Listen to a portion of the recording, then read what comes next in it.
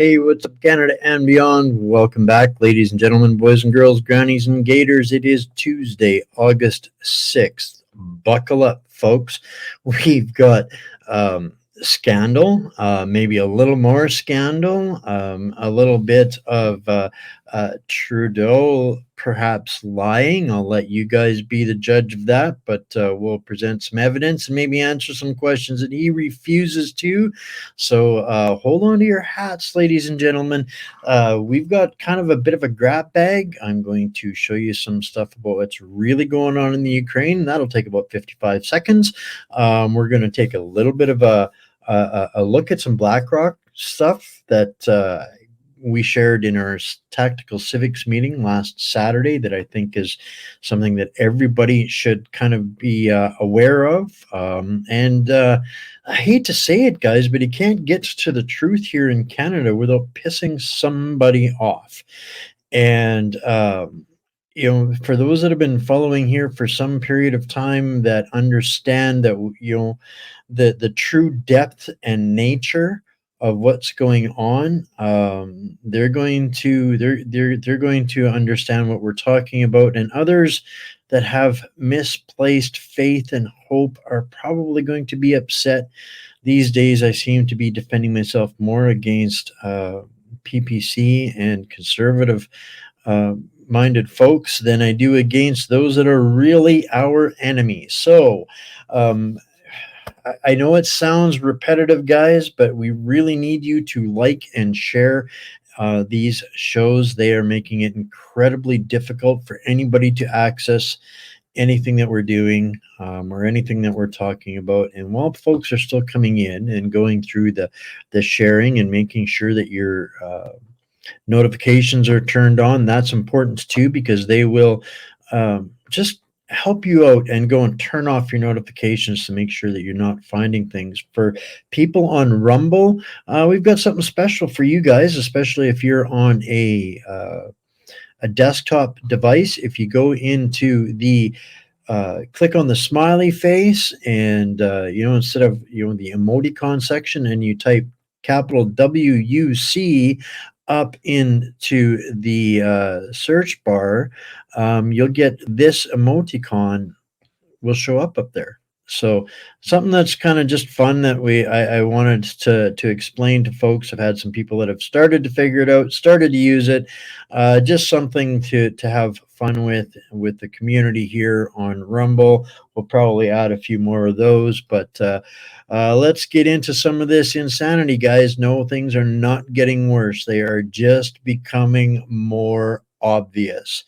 And the more obvious it becomes, the more people, particularly in this gallery, that people can, happily go and corroborate for themselves, that are directly connected to or plugged in or servants of the usual suspect, Klaus Schwab. We're going to be looking at some of those kinds of things and how this guy here has come to be who he is. And there's a lot of debate about him and discussion about him canceling the CBC. Oh my goodness, no. Well, it is absolutely part and parcel how he has become this communist dictator. So we're going to take a look at a little bit of gaslighting. I've got some random bits of video that I've picked up over the last little while. I'm kind of like this little kleptomaniac out there. When I find things that I'm sure are going to disappear, I grab onto them and I bring them back here. And when I get enough of them together, I can put them into something that kind of makes sense. We're going to touch on some of that, but keeping in mind that as per the rest of this community of the Liberal caucus that are all tied to Klaus Schwab and the hashtag WEF Fourth Reich. We heard from James the other day where everybody is fighting about who is going to have access and who's going to make the most money through the next industrial revolution of bioweapons and their concoctions and those kinds of things. And we saw some graphs, and Canada's in a hotspot zone for, and this is what we're referring to is, another jab manufacturer. And we're going to take a look at a report that I just came across today. And it's going to be the longest video that I'm going to play for you guys today, but I think it's critical because people are searching, to make sense of why all of this insanity, and the unemployment situation has really reared its ugly head. And I think that, well, I mean, we all know here that this is 100% by design. And I think that I've got a new hypothesis on how this unemployment is actually the tool that they're going to use to implement universal basic income and CBDCs based on their current solution to unemployment. So we're going to dig into that, and I'll explain what I'm talking about. And I think you're going to see how, regardless of how much we fight back, they already have in their minds a conclusive path to implementation of the CBDCs and the universal basic income. So we're going to get into that in a little bit. But this is, I want everybody to keep this in mind. From Philip K. Dick, the basic tool for the manipulation of reality is the manipulation of words. Yes. If you can control the meaning of words, you can control the people who must use the words. Tomorrow, I would be digging into Bill C-63 and what they're now saying out loud, what we were covering earlier yesterday and last week about Bill C-63, and what the UK Prime Minister Keir Starmer has he's using the words of basically Bill C-63, and we need to be aware that this is 100% on its way here, and it's literally propaganda and censorship. Is one dies without the other, so they must have both propaganda and censorship. We're getting pretty good at recognizing, spotting the propaganda, and we're going to dig into some of that in the gaslighting. But this is a quote that I think everybody should keep in mind and understand what we're talking about. And this sets up this little tidbit that I thank you, Tiana Truth Seeker. She put this, she spoke about this and has been speaking about this, but I managed to grab this graphic and use this. So all credit to Tiana on this one. I'm not sure where she dug it up, but I'm going to read through this really, really quickly. It's going to be kind of a speed show tonight, guys. So enjoy it. There's going to be some stuff here that I'm going to be covering that you're probably going to want to make clips of. But before I get into that one, I'm going to play this 1 minute video for everybody here, and wait till he gets to some of the new scandal. Very accurate when he explained the herd mentality versus the higher human. Herd mentality has a need to fit in. It obeys. It's afraid of judgment. It executes orders. It likes comfort. Herd mentality believes in what the majority says, even if it goes against their personal values. But Nietzsche also described a subcategory of the herd mentality, which is the slave. And the slave is not the same thing. The slave is weak and wants to destroy the higher humans under the false pretense of equality and whatever their master tells them is best for the herd, because they are too sick to think for themselves. On the flip side, the higher human doesn't care about that. They have a mission. They are creative. They must be free from the herd. They are noble, often alone, and they will suffer greatly for what they believe is their calling. In other words, you can say that the herd got in line to get vaccinated, the slave shamed the people that didn't get vaccinated, and the higher human never got vaccinated.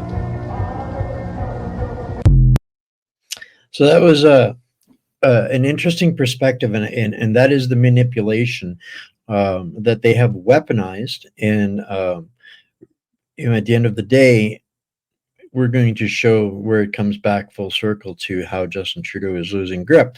You guys are going to love that. But now we're going to get into the useful idiots part of this. And as always, guys, yeah, I see somebody mentioned it in there. I do want to throw this out there, guys, because this is important. Everything that I use in a show, whichever show it is, any resource link video, I make sure that it is in my Substack, and that's down below here where you can find that. I'll leave that up here for you guys for a little while. I bring all the receipts and give you guys all of the information, all of the documents, all of the links, all of the graphics, everything is there. So now, to some of the useful idiots, recall that Hillary, and we're speaking about Hillary Clinton, who did her college thesis on Saul Alinsky's writings. And so Saul Alinsky died about 43 years ago, but his writings influenced those in political control of our nation today. I'm reading this for the 4x2s out there, the people on their small devices. Be tough to read, so I got you. I got you guys. He died June 12th, 1972. Carmel by the Sea, CA, Education, University of Chicago, spouse, Irene Alinsky, books, Rules for Radicals, Reveille for Radicals. Anyone out there think that this stuff isn't happening today in the U.S.? All 8 rules are currently in play. How to Create a Social State by Saul Alinsky. There are 8 levels of control that must be obtained. I'll let you guys decide after this where we are, and I want to hear. Throw it into the chat, please. What level you guys think we're at? So these 8 levels that must be attained before you are able to create a social state. The first is the most important: healthcare. Control healthcare, and you control the people. The beer bug showed us that. Poverty. Increase the poverty level as high as possible. Poor people are easier to control and will not fight back if you are providing everything for them to live. 100% dependency on the state. Got a pretty big amount of that, and we're going to expose a whole bunch more that y'all didn't see coming. So we got number 1 and 2 ticked off. Debt. Increase the debt to an unsustainable level. That way you are able to increase taxes, and this will produce more poverty. Have we ever seen a government more obsessed with implementing taxes? Nope. I think we got that covered. So gun control. Remove the ability to defend themselves from the government. That way you are able to create a police state. Well, pretty much got that, and one might even argue that our police state has become a militarized police state, thanks to Mr. Bill Blair. And yeah, that's a whole other story. Welfare. Take control of every aspect of their lives. Food, housing, and income, whether you like it or not. It's for the children. We must feed the children and cut out the parents and decide what the children. Don't get me started. So, okay. So far, we're up to number 5, guys. Education. Take control of what people read and listen to. Take control of what children learn in school. No comment. I don't dare. Religion. Remove the belief in the God. I like the way they wrote that. Remove the belief in the God from the government and schools. I think that it's safe to say that after burning more than 100 churches and jailing pastors habitually, that our government has done everything possible to justify the destruction and remove the belief in God from our society. So, okay, is any one of them that Trudeau hasn't overachieved on yet, guys? Class warfare. Divide the people into the wealthy and the poor. This will cause more discontent, and it will be easier to take tax from the wealthy with the support of the poor. And that's pretty much Jugmeat meets Muppet, that dude's role, screaming about rallying up his base to go after the rich people. But at the end of the day, it's rich people that are able to start businesses, create jobs, create manufacturing, and they know that. And this is what they've removed from Canadians, the ability to do that.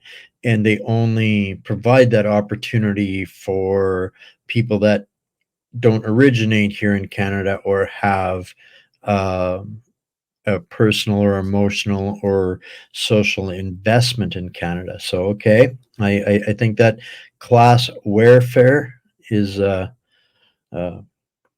pretty much there. Oh, sorry to hear that, Aaron. Click on the link down below the show on Facebook in the notes, and that might help you. And the Rumble's been kind of fidgety the last little bit, but yeah, this is why we're streaming on, strangely enough, Facebook, trying to wean ourselves and bring our community over to safer viewing places. YouTube as a backup, only because they don't restrict me when I publish as a podcast, but if I do it as live streams, they restrict me. X, Instagram, Rumble, of course, and Wimkin, streaming live and as well on whatsupcanada.org. If all else fails, guys, go to whatsupcanada.org or lgm.news every single day, and you will have no interruption with your stream. You'll be able to watch it there. 2 clicks to content. Don't even ask. You don't have to log in. You don't have to do anything, but it'll always work on that platform. So I think we've got all 8 tiers established under Saul Zelensky's 8 rules for radicals, or his rules for radicals. The playbook is complete. Does any of this sound like what's happening to the United States or Canada or the UK or Ireland or France, or I digress? Zelensky merely simplified Vladimir Lenin's original scheme for world conquest by communism under Russian rule. Stalin described his converts as useful idiots. The useful idiots, meat muppets, have destroyed every nation which they have seized power and control. It is presently happening at an alarming rate in the US, and I think we can safely say in Canada as well. So the interesting part of this is that, you know, insanity is unsustainable. If you've been around for a while, you've heard me say that time and time and time and time again. And, you know, sooner or later, when we get to the business of fixing things correctly, the insanity will end. There are some extremely differing ideas of how to fix our country, and this is kind of where I'm going to piss people off a little bit. I don't want to be right, guys. I don't do this to be right. I do this because people are being lied to left, right, and center, and at everywhere they turn, they're being gaslit and being used. And you know, I hate to say it, but it's literally both sides of the fence are equally as perilous to our society. So before I trigger everybody, I'm going to let everybody get a little triggered at Mr. Trudeau first, so that you guys will understand a little bit better when I explain the other part that's going to tick everybody off. So I'm just going to play. I got a couple of little clips here, going to kind of bounce around a little bit between some of these clips, and the clips themselves will start to lay out the thesis for why I think they've got us by the short hairs and we're not going to be able to stop the CBDCs and the UBI. But this, at least, is a glimmer of hope. Whether it's a random act of journalism, I think, I truly suspect that's what this is. But this is an interesting question put to Trudeau, and we're going to touch on some of that. The political system of Canada was brought up as another key issue. There has been a great deal of worry on this matter among both residents and politicians in Canada, and the intelligence agencies have been placed on high alert. Trudeau was questioned by the reporter over the recent all-party report on foreign interference. The reporter inquired about the integrity and transparency of the study, which was primarily concerned with the Prime Minister. During his speech, Trudeau underlined the significance of striking a balance between transparency and national security. He made the point that the disclosure of particular information could put the safety of persons who are gathering intelligence at risk and could be advantageous to those who have the intention of causing harm to Canada. His evasive comments, on the other hand, gave the impression that he was attempting to avoid taking responsibility for the matter rather than addressing it in a sincere manner. For the purpose of conducting a comprehensive examination of the findings of the report on foreign intervention, Trudeau advocated for an independent investigation to be overseen by a judge. He said that rather than accepting his word for it or the word of any other politician, Canadians should rely on this independent body for an objective evaluation. In spite of this, the reporter maintained his skepticism and continued to press Trudeau for additional specifics and clarity, neither of which he failed to deliver. As a result of Trudeau's evasiveness, viewers and analysts became even more suspicious of him.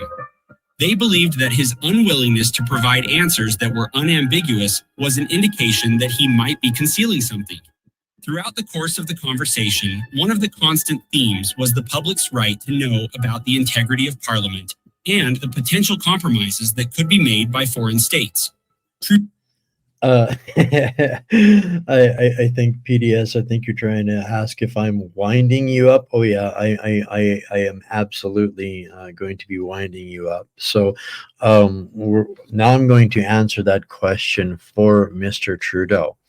Now, Mr. Trudeau has been obfuscating to the best of his ability, including being held in contempt by the parliamentary rules and by the ethics and everything else about who the 11, and everybody's focused on the 11 now, the 11 compromised officials in Parliament. But the number one reason, and people are starting to, because it's like a smack in the face for some, even, people that were, part of the sane but skeptical support on the left are figuring out that it's not just CCP China or India or some of these terrorist nations that are guilty of committing basically treason or helping to establish treason, because if the same rules were applied to what they want answers to, they want to know who the 11 are. Any of the 11 has done nothing more than any of the rest of the people that you see in front of you, is my point. Foreign influence and foreign meddling are happening at every level. It's not just China. It's not just India. It is the World Economic Forum and their quote unquote public-private partnership. Guys, that is by definition fascism. The fascism is the tool for the communism and the Marxism. And what is it all about? Profit. 100% profit. So that's the answer to why Trudeau is hiding who the 11 are. And it's mind-bending to me how many people still can't connect the dots on what foreign meddling, foreign interference, and treason is, and apply that same formula to what the Liberals and all of those other 30 some odd people. All 336. I think at this point, all 338. Yeah, there we go. There we go, Steve. 338. I think at this point, without a single one of them actually taking the risk, and this is where it's going to get unfortunately difficult. No, I'm not ready to give you guys this yet. Y'all are going to be so mad at me. We're going to take a little bit of a detour. Let's take a 1 minute stop in Ukraine, shall we? And remember that graphic I showed you about Trudeau and the the new bioweapons facilities? All right, well, keep that in mind for this 55 seconds. Going on in Ukraine?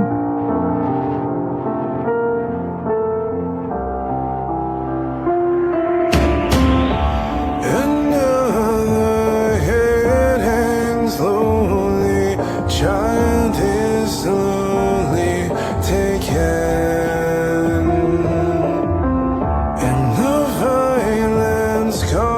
causes silence. Who are we mistaken? But you see, it's not me, it's not my family.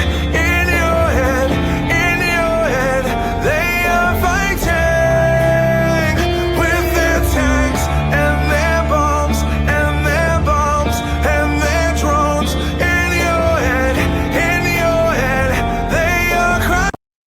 What's really That's a whole lot of billions of dollars, guys. Pharmaceutical, bioweapons, security. And who has brokered all of this? You know, this is the same companies that provide the advice to our liberal government, the people's in control, through the McKinseys, the Deloittes, the S&C Lavalins. This is how we get that. Should I play that again? Let me see a couple of thumbs up if you want me to play that again, and listen to the music too, because at the end of the day, these are the reasons why when our governments and the people that falsely represent our governments take part in all of this, they destroy these other nations. And where do those people end up? Right here. And what are those people here doing right now? They're very, very angry and upset because what our infiltrated leadership has done has destroyed their countries. So now they're coming for what we've got. So I'm going to play this again and listen to it as well. Ukraine?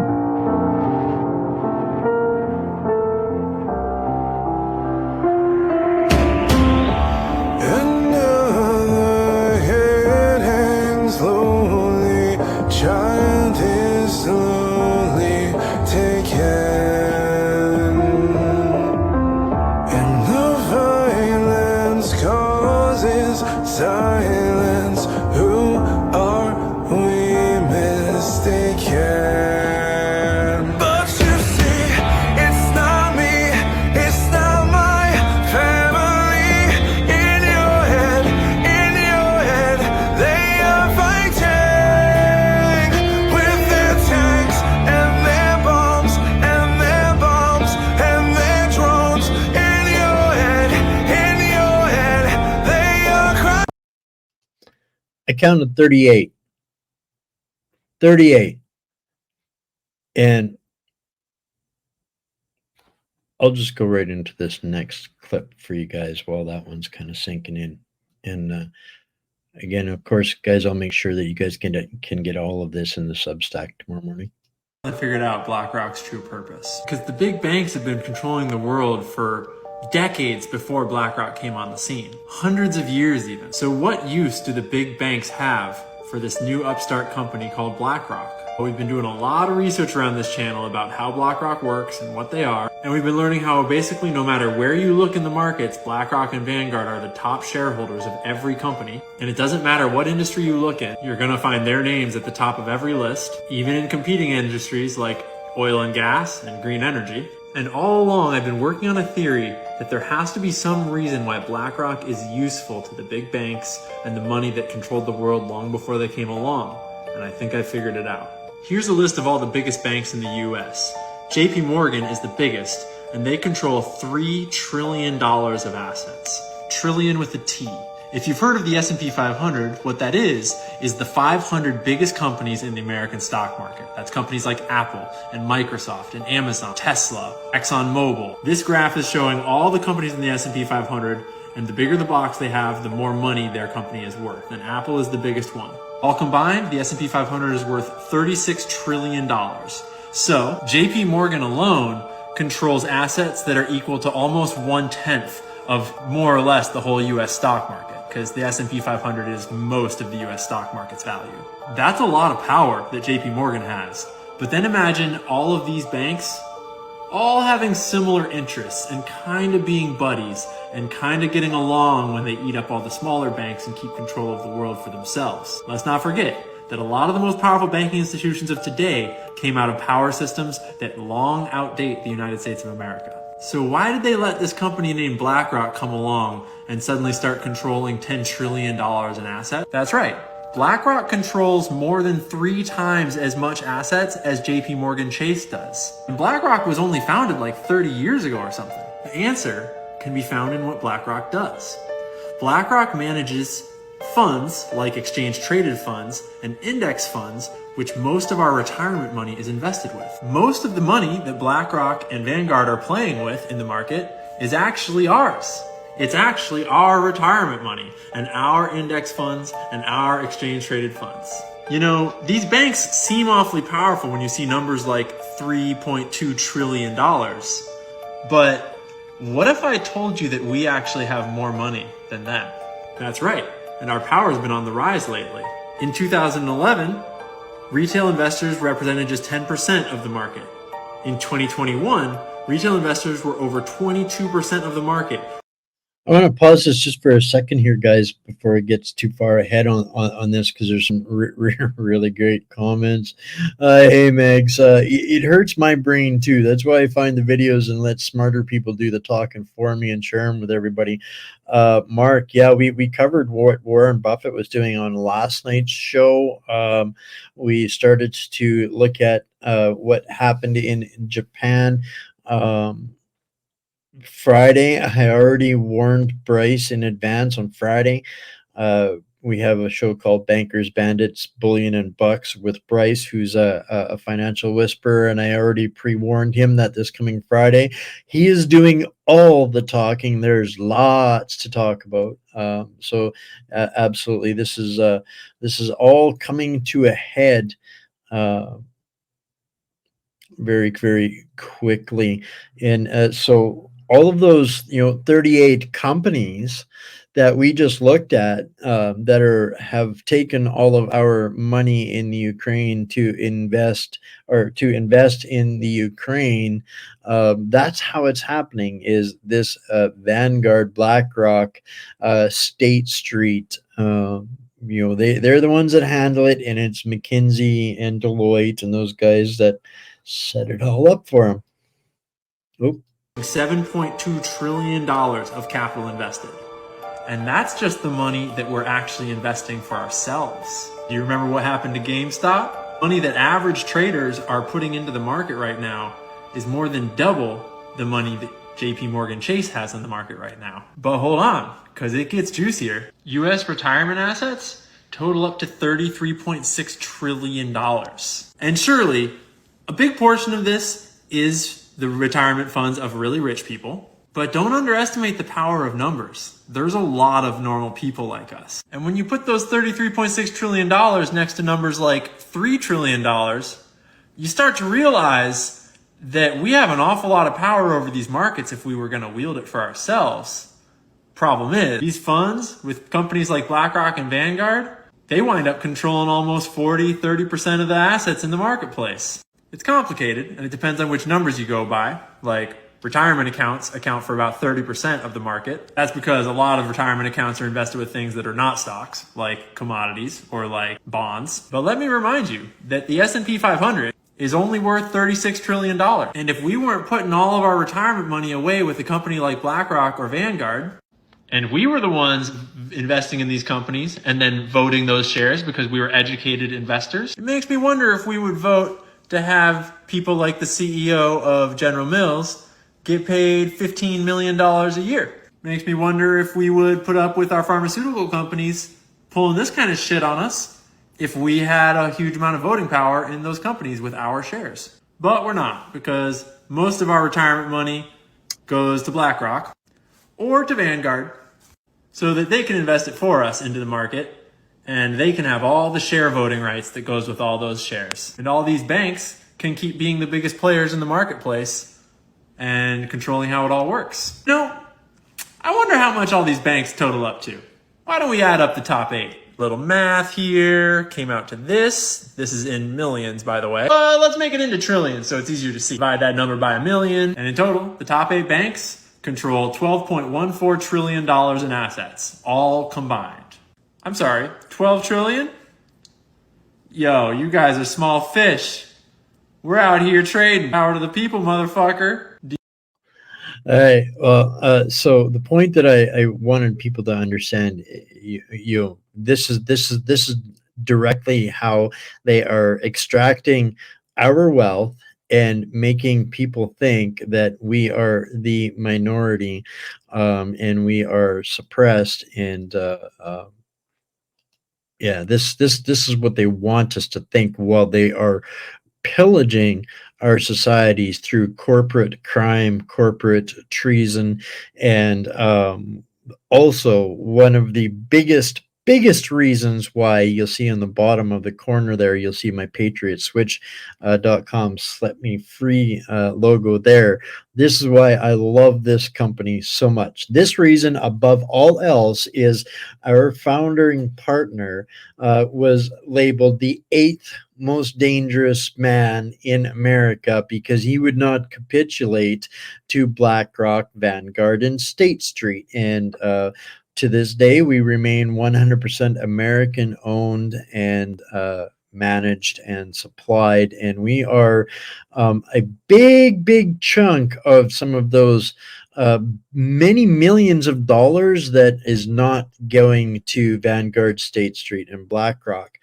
So, where are we going to get to next here? I see some people commenting about the financial markets, and I don't want to talk out of beyond my expertise or my knowledge on this, but for people that can't wait to hear from Bryce on Friday, I've got a couple of links that I'll add to the Substack tomorrow, where I've had other guests over the last couple of years tell us what's coming, and that if we wanted the early warning sign when it's going to happen, and when it's going to happen big, when it's the threats to our economy here, they always tell me, watch Japan. When Japan crashes, the rest of the dominoes will start to fall. So I've got a clip from the Rebel Capitalist here. I'm not gonna play this one tonight.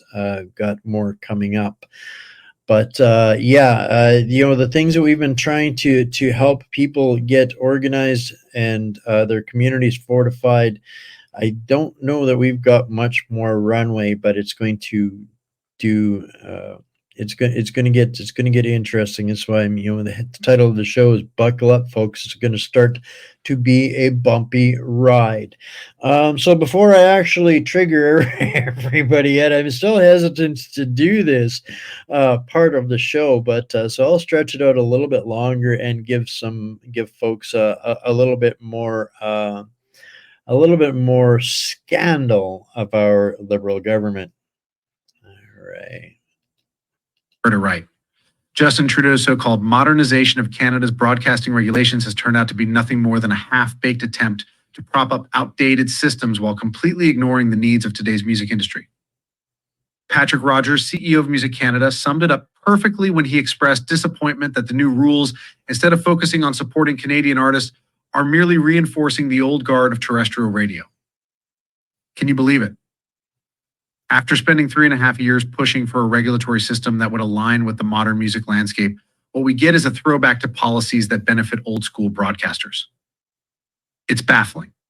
The government's new rules, wrapped up in the Online Streaming Act, require streaming companies to fork over 5% of their Canadian revenues to support various broadcasting funds.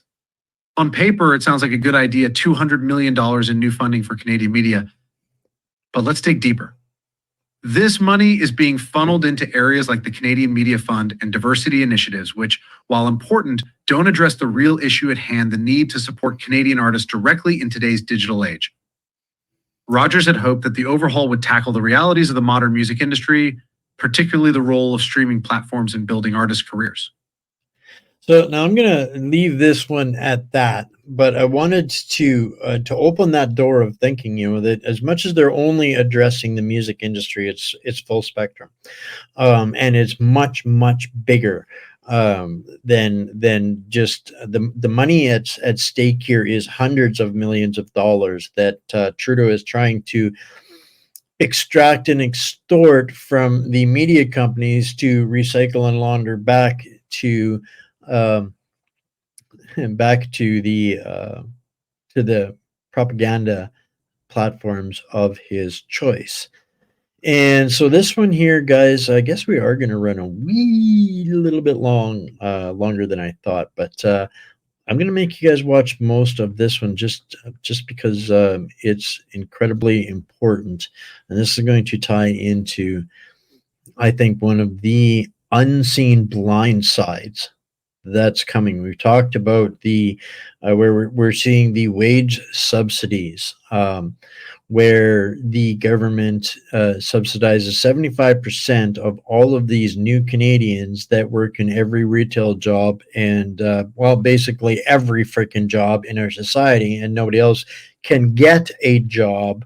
And the government pays 75% of those. So if we take a even just hillbilly northern swamp donkey math like I've got, 42% of the employed in Canada work in the public service sector. That's pretty significant.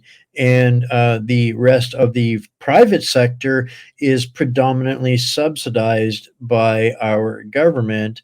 Wait till you get a load of this. There's a potential employment and immigration scam happening in Canada right now that at best is subverting the Canadian labor market, keeping wages low, and at worst is a total scam, absolutely undermining our immigration and our employment system as they are at the expense of Canadians and the people being brought over. So I saw these allegations happening online. I started to do some Googling. I looked up some information. What I found was scary. I think it's worth sticking around to the end of this video. You guys can take away what you will from this information, but I found some really suspicious stuff. We're going to set it up first with this Bloomberg video because this will actually put it all into context for us. Let's get into it. Well, let's go to the employment picture. Brooke Thackeray's got some thoughts there, and why the labor picture in both Canada and the US could continue to deteriorate, notwithstanding the fact, Brooke, that unemployment rates in both countries have risen over the past year or so. What are your thoughts here? Well, they're still historically low. And even Powell yesterday was mentioning the press conference after the interesting announcement. He's saying, look, we're looking at employment, it's historically low, but there's other factors. There's a whole bunch of other different measurements as far as measuring unemployment. Like this morning, we had the initial jobless claims come out. That's an employment picture. It came out worse than expected this morning, which is affecting the markets a bit. But one of the ways I look at the labor market too is it's... So keep in mind, what these guys have just opened this video saying is the labor market is deteriorating, unemployment is increasing, and that it's, a concern that's happening right now, okay? So this is a trend. People, and you guys have talked about it in the comments, I've talked about it in other videos, a lot of Canadians are really struggling to find employment right now. It's taking them months. So remember this, because like I said, all of the research that I did and what I'm going to show after this is very important to see what these, economists are setting up here. There's a lot of this, the numbers are getting confused with the part-time numbers of jobs. And so part-time jobs have been increasing and they get counted as part of the non-farm payroll number. Right. And so, the economy can be deteriorating and the numbers look okay because part-times are going up, but that's not necessarily a good thing. And so one of the ways I like to look at it is from employment from people that are usually employed full-time and currently have jobs. What's that metric doing? So we're just looking at the full-time measurement there on a year-over-year basis. And that's actually been going down. And that's actually a signal very often that when it gets to negative growth rate, that we are actually entering into a recession. Okay, so here's another graph.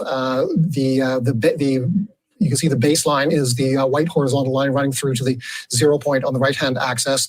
The yellow shaded bars are periods of recession from 1990 through to the present period, and the white line, Brooke, is the rate of unemployment, correct? For full-time, full-time employment usually work full-time. That's what it is.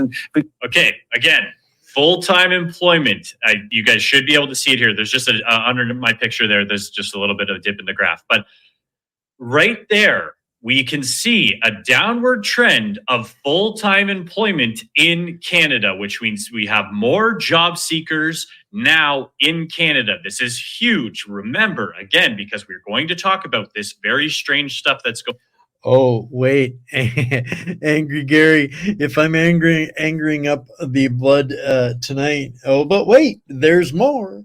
I promise you there's more. This is just going to get better. What Spencer's assembled here in this video, I think is huge piece of understanding exactly how they are going to have us screwed, guys. It'll make sense. Bear with it. Going on, because if this is the case and unemployment is growing and people being employed is shrinking, we shouldn't have the problem that we have, which we'll get into. Again, we'll let these guys finish it up because I want all of the context there to go when we talk about this. We go back and we look at 1990, that yellow bar there. You can see when the employment went to zero. So on a year-over-year basis, and then we entered into a recession. That happened again in 2001. It happened again in 2008 as well. And then with COVID, it's so fast. But here we are. We've now crossed that zero line again. And we haven't entered into a recession. I mean, maybe it's because we've been whipped around because of the COVID numbers, but this is usually a sign that a recession is imminent when we're seeing employment actually decrease for full-time employees. Full-time employment. Do you think that's the case? Do you think it sounds like you do not accept the so-called soft landing scenario that many investors are embracing right now? I know that's the majority is the soft landing. I think that the numbers, the interest rate hikes that we've seen over the last couple of years are actually still working their way through the system. There's a lag, and I think it's inevitable. So he does make some claims there about that we're going to end up in a recession and things are going to crash. That's not what we're talking about today. What the important stuff is, we've been counting part-time jobs towards our employment numbers, but the actual numbers have been falling. So here's what I found really. So now this is where it's going to really, really get good, guys. When he breaks this down on what he found. Oh, Sherry, it's even worse. It's worse. It's so much more corrupted even than that. But yeah, they're paying up to 75% of the new Canadian. I can't even call them that. Then the economic invaders are being funded 70% of their, or 75% even. But wait till you see what Spencer uncovers here over the next few minutes. Interesting. Right here, and stick with me. I promise you, this is strange and weird. I promise you, it's worth sticking around. So, what we've been seeing an increase in, and a strange trend, is what's called a labor market impact assessment. You've seen it probably online as an LMIA, and what that. So this is probably a brand new term to everybody, but don't forget it. This is going to make your brains go. Is it's a document that an employer in Canada may need to get before hiring a foreign worker. A positive LMIA will show that there is a need for a foreign worker to fill the job. It also will show that no Canadian worker or PR is available to do the job. A positive LMIA is sometimes called a confirmation letter, okay? I wanted everybody to know what this is. So the requirements are there's no Canadian workers or PRs who can fill this role. You can now bring in a temporary foreign worker and they can work for you, likely at reduced wages because you're bringing in a foreign worker, but this is a role being filled by somebody outside of Canada. So unemployment is increasing. We have Canadians who are constantly saying they can't find jobs within months and all of these things. So, I was Googling into this LMIA and I'm going, what is this? So I'm wanting to learn all about it. Is this the red tape, quote unquote, that Pierre wants to remove to bring in more foreign workers? I'm just asking, for probably a couple of million unemployed Canadians. Is this the red tape that he wants to remove? Oh, but wait, there's more. This tweet comes up from Riley Donovan.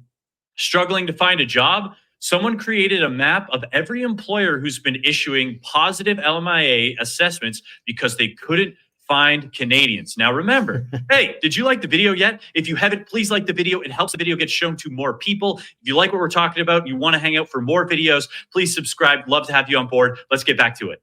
Foreign workers for because we do not have the specialized certified Canadians to fill the role. Okay, so I said, I'm going to look at this map and see what it is. So whoever did this map, shout out to you. It is just, so the actual website, I'll link it in the video actually, but it's called lmiamap.com. If you take a look, you have this map of all of these proposals that have been done. And so I started to look up some of these companies because some of the names were weird, just Stark Group, never heard of them. Cinnamon Kitchen, never heard of them. So I'm going through Omcar Restaurants. Okay, so they need cooks and food service supervisors. We need international cooks and food service supervisors. That's strange, right? So I start looking up some of these companies I'm going through. Interesting, of course, you go down to Brampton and, we've got Bradford. Brampton in particular, which you guys should be able to see, had the highest amount that I saw. Obviously, I didn't count them individually, but it scrolled the longest out of every city.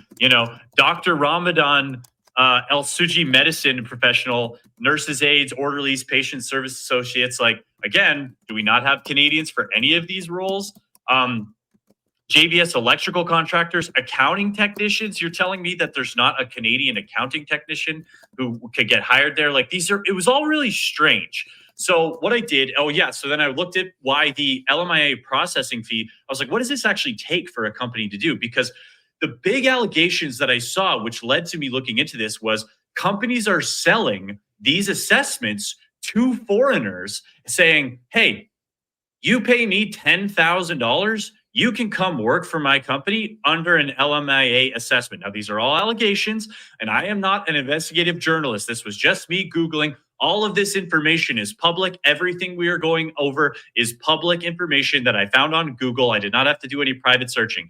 So what we've got here is a processing fee of $1,000 for each position requested, and allegations that these positions are being sold for $10,000, $3,000. I've seen numbers alleged online as high as $40,000 that people are selling these LMIAs for. So what are these companies? I started to look them up. Not only what are these companies, he's going to do a really good job of explaining this, and this is important, but I want to add a little bit more context to this. There is no guarantee that they're going to get their money back. If they don't get approved, they don't get their money back.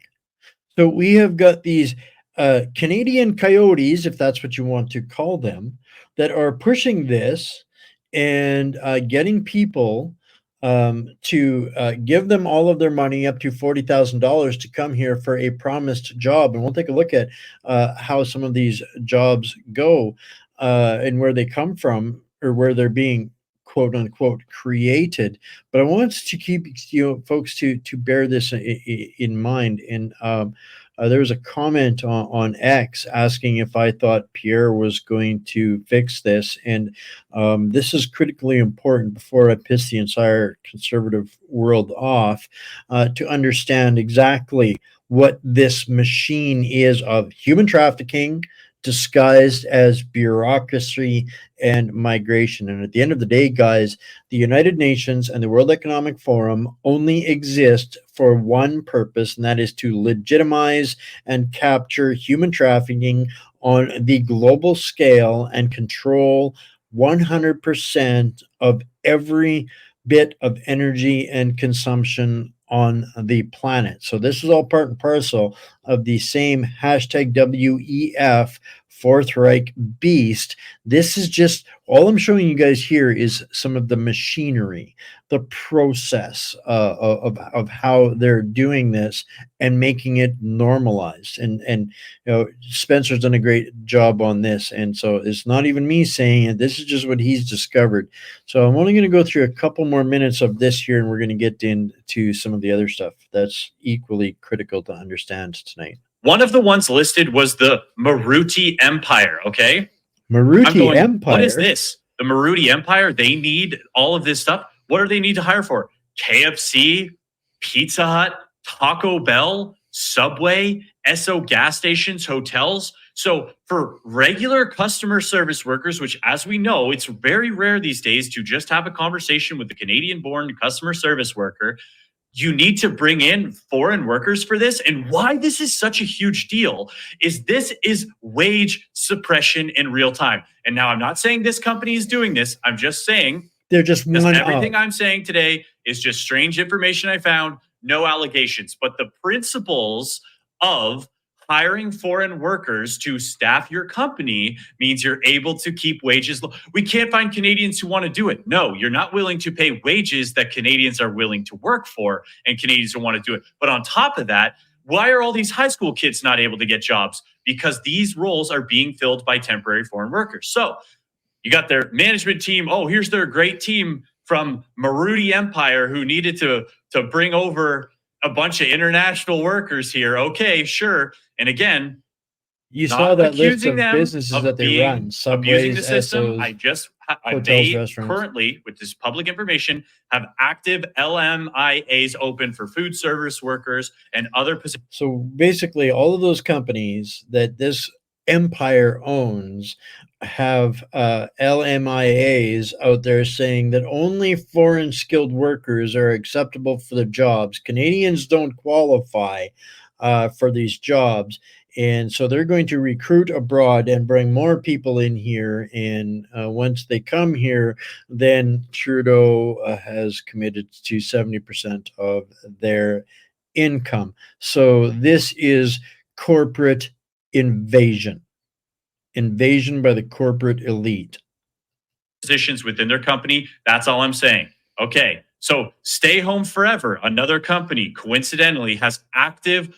They're saying they cannot find any Canadians who want to work for their company.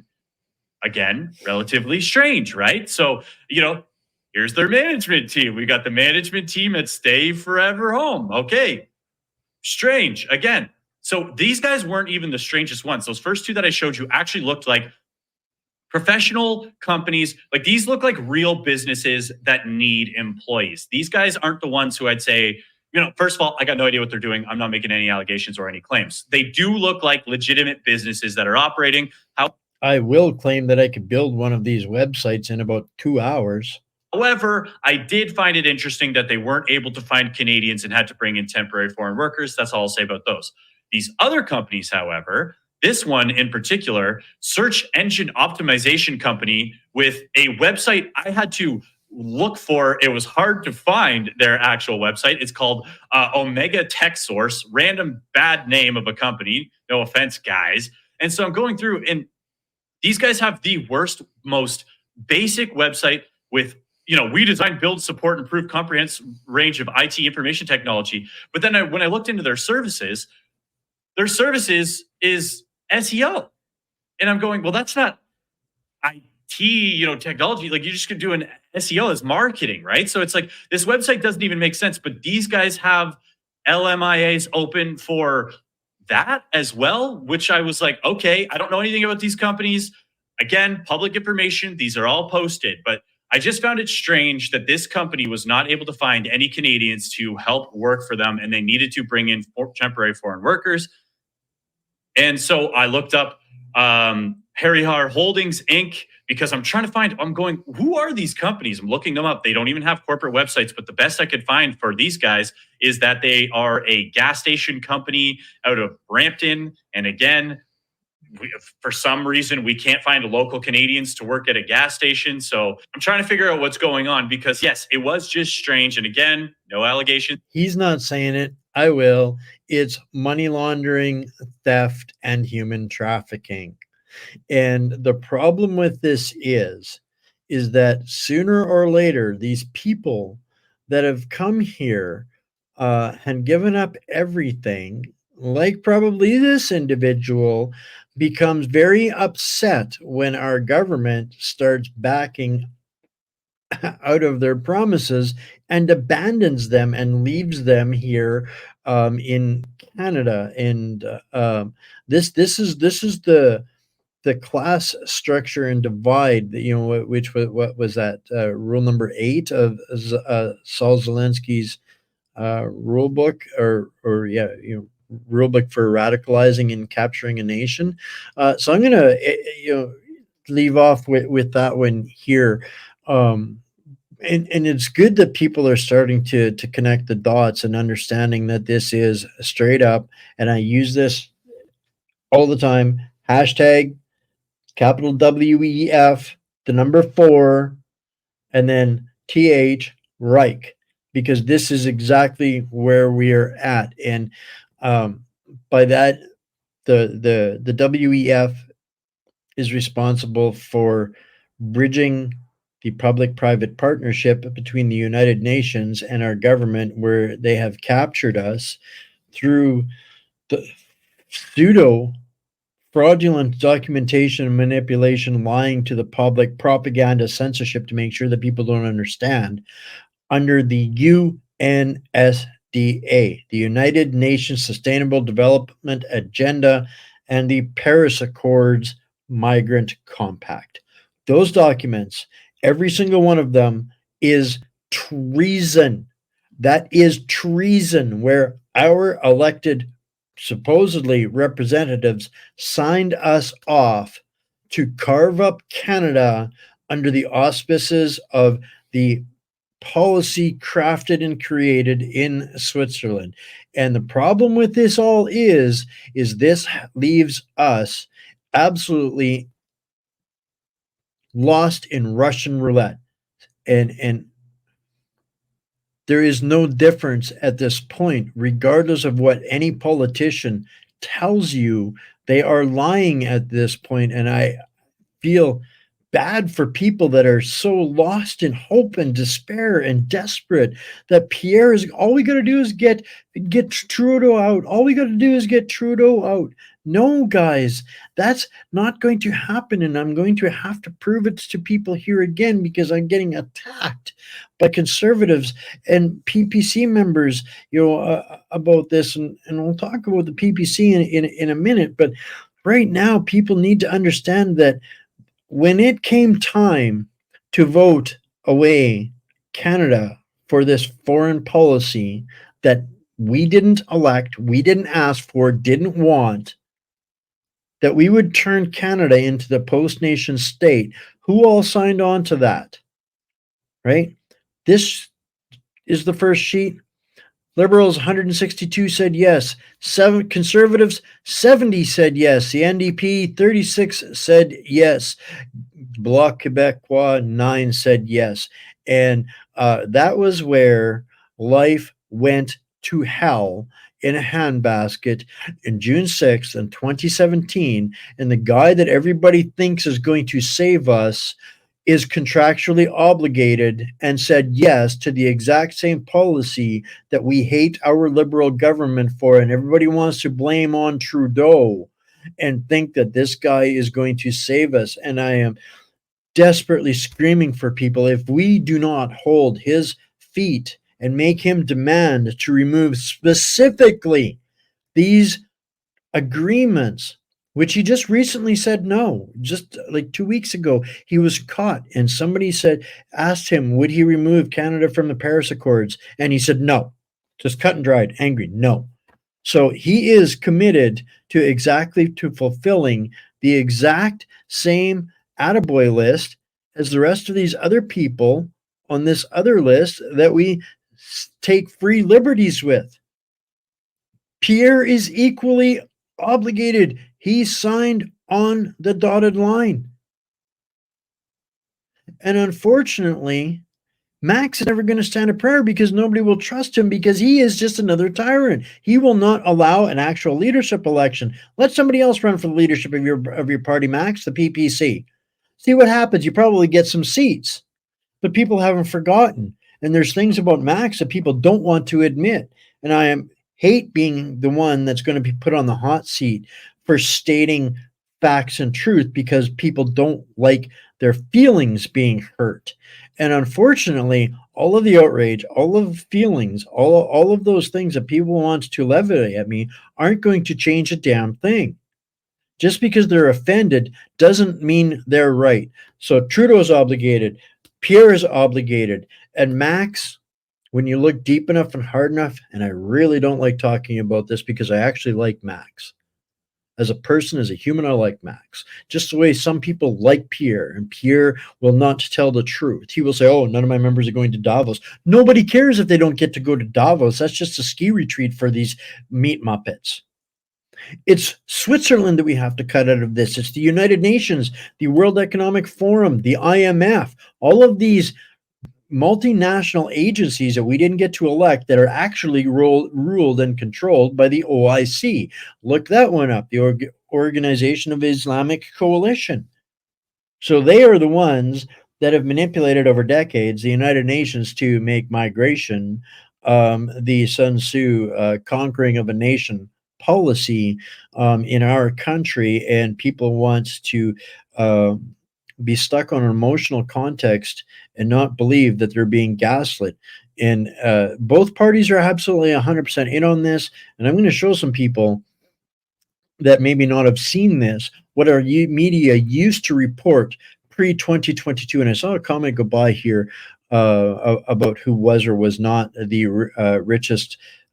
Musk is not the richest uh, people or person on the planet. There's neither is Bill Gates. None of these meat muppets that they tell you are the richest people on the planet are in fact actually the richest people on the planet. They're not. It is, somebody guessed it right, people like David Thompson, who pre 2022 sold out to BlackRock, probably was one of the organizations that was reporting on all of the Nazi influence and money that Canada was investing in Ukraine since Trudeau came into power, and Chrystia Freeland got her anointment to the the exalted position of being infiltrated into Trudeau's cabinet. They've been filtering money out of Canada. And pre-2022, they probably would have told us a little bit about that. These are just clips from articles out of the mainstream Western media before 2022. And since then, this is what we're getting now from Reuters, which we covered last week. I'm not sure which day it was. I broke it down on where Reuters gets their money from BlackRock, and now this is the message. And Reuters is one of the cornerstones of what the narrative will be for the world. They'll tell the other Mockingbird mercenaries, other media hired assassins, what to speak, and then they go forth and speak. So the real story, according to Reuters, the real story is the rise of a right-wing American MAGA influence thinking that has made Canadian conservatives, who used to be among the strongest defenders of Ukraine, turn their backs on something Ukraine needs in its hour of need, Trudeau said in English. A little later, speaking after a meeting with top officials from the European Union, Trump, who is seeking re-election in 2024, is a leading candidate for his party's presidential nomination, has been sharply critical of the U.S. support for Kiev, blah, blah, blah, blah, blah, blah, blah, blah, blah. We took a little bit of a look there before what was actually going on in Ukraine and where the money is flowing through. And of course, we should not be surprised at why Trudeau is so upset by conservatives and blaming them, importing American excuses from America. It's all because of Trump, these radical far-right extremists. And no, they're not far-right, they're fed up. And this is a really great graphic that they use. Remember when I talked about the words and the control of people? This is going to be probably a little tough to read for folks, but it breaks down in a really good way. This is a slide, so I can't even make it bigger for you guys. Sorry about that, but I'll make sure it's in the Substack tomorrow, of course. And we'll just to cover the first one, when people use the word racist, people don't know what to do. They keep trying to be kind, but everyone calls them a racist when they say that migrants would be so much happier if they could stay in their own countries, as long as the poverty, economic collapse, and military disasters could be stopped. We've got to stop manifesting them. These psychopaths that have captured our country are making the economic collapse, the poverty, and the military disasters, all so that BlackRock can go in and do exactly what they're doing in the Ukraine. So this sheet is a really, really great tool that people can help and pass on and understand it. And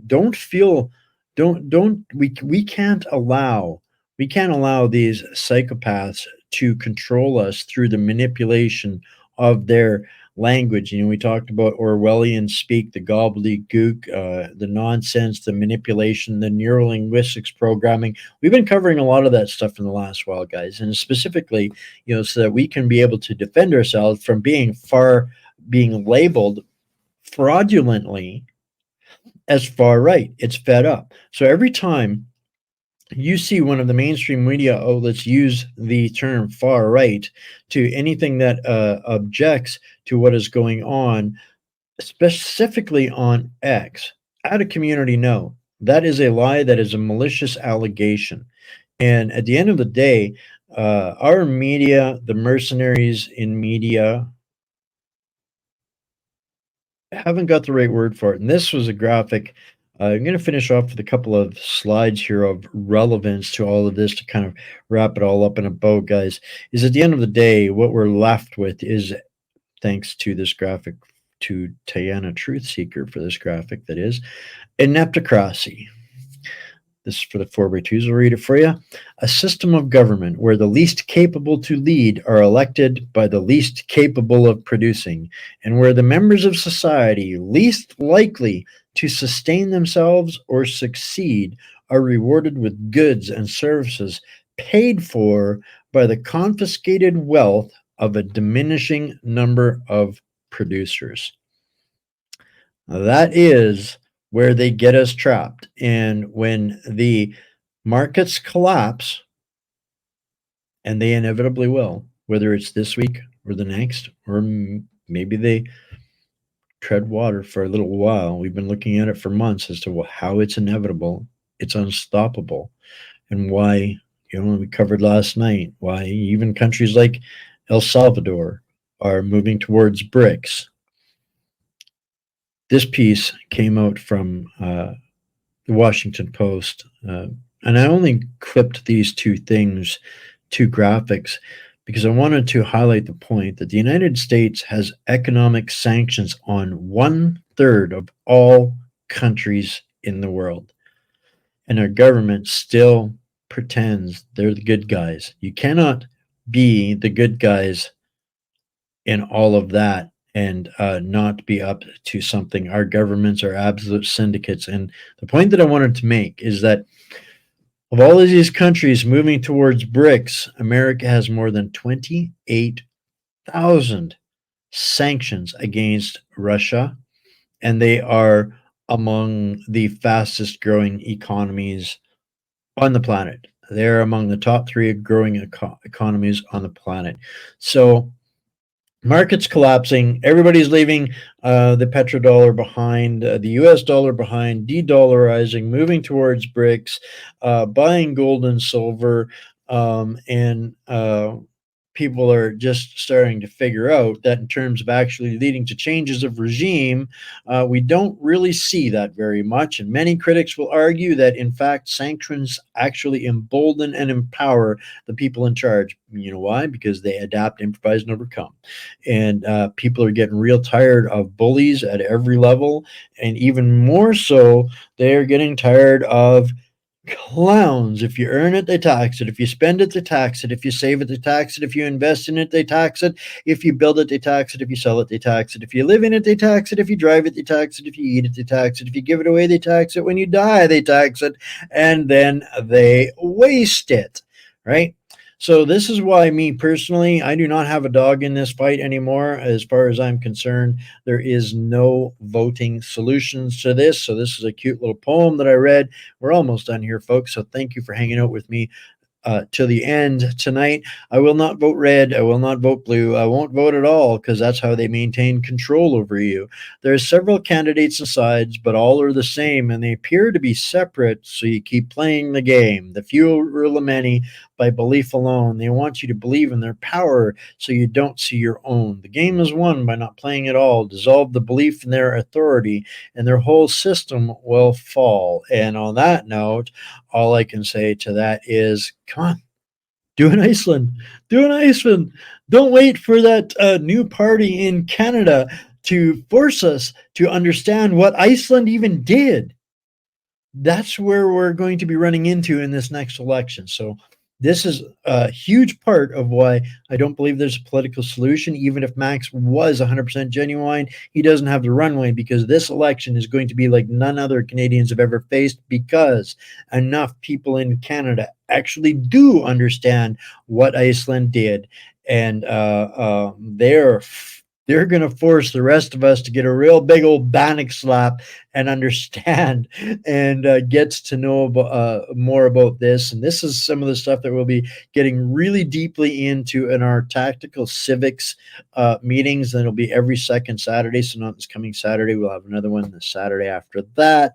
And just, some other little personal things that I thought would be great to throw into this buckle up broadcast. Tolerance becomes a crime when applied to evil, and I think it's time that people have to stop fearing what they're going to lose and come together on some anti-evil efforts. And for me personally, I do not need a safe place. I assure you, I am safe wherever I choose to stand because I don't fear any mortal man. And that's a meme I actually made, by the way, some time ago. And that pretty much describes me as well as I can possibly do. So this is why, go forth and, bravery begets bravery. And it's time, if we don't want extreme prejudice to come with us, and our nation to be destroyed, all we got to do is start to be a little bit braver and a little bit more organized and a little bit more coordinated. So on all of that, that was a lot, right? So tomorrow night, it looks like I remember, I think it was last time we covered some clips from Natasha Montreal. I've gotten a hold of her. She has been covering the what's going on the streets in Montreal. And I think she's going to, if we can make her tech work, she's going to join us for our guest interview tomorrow night, 6 o'clock Central, 7 o'clock Eastern. Thank you so much for being here. Make sure you double check that you are liked and subscribed. Get all of your extras and bonuses on Substack.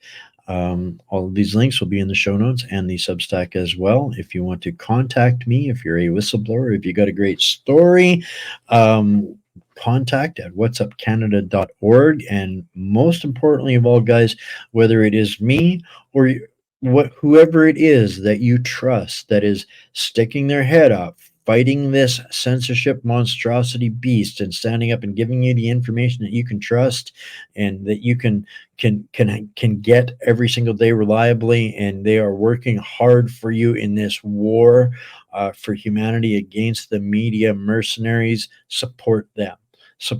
They are the most important people that I can endorse. Whether it is me here on this platform, it's been really hard to get through to a bunch of you guys to let you guys know they've kept us away from being able to stream, but slowly but surely, the people win. God wins. And if this is a platform that you believe in and want to help stay in the fight, this is the best way that you can help. If you can, if you feel like buying a coffee, if there's value there, you can subscribe and on Substack and choose to pay. Substack is free, but you can pay for $6 a month, I think is what it costs there. So it's like 40 cents an episode for what the work that I'm doing here, or you can send a donation over there.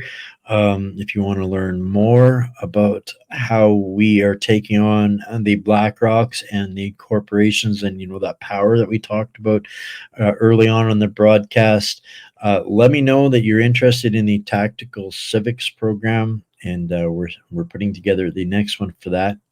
So tomorrow is Natasha Montreal. I love you guys all. Stay mighty, my fellow patriots and hostages. And I guess we will see you guys all tomorrow. But don't forget to check out our Patriot Switch partners. I just got my stuff today. I couldn't be more thrilled. And yeah, good stuff is coming. The more we work together, the better we get, the more powerful we get. All right. I love y'all. See you tomorrow.